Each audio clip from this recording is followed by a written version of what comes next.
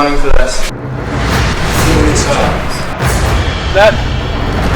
Da ne miki magana amma gaba da kin yi shi kin je kula ni.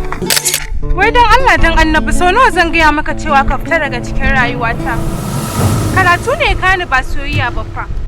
Kuma karatu ba zai hana ki karɓi soyayya ta ba. Yanzu kana nufin aje karatun karɓi soyayya ka kenan? Ba haka nake nufi ba.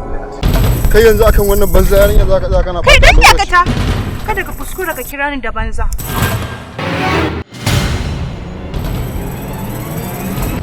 Ai ɗazu na je wucewa ma na ji su Ahmad suna magana duk dai magana kan yarinya. me suke cewa in akanta Ji ne na ji suna cewa wai duk wanda yake son ta kowa ne da shi to dole sai ya hakuri a ban musu.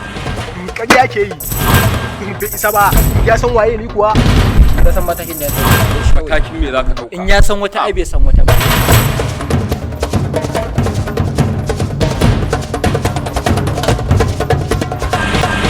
In ba za ka damu ba Faruk da Allah ina son ɗan yi magana da kai. Ina ji. Na zo ne dama in sanar maka da cewa ina son ka. Ban gane me kike nufi ba. Ina nufin ina son ka. Zalayar ba kya so na. Wallahi Faruk ina son ka. Ba kya so na Zalayar. Ina son ka ya kamata a ce ka fuskanta.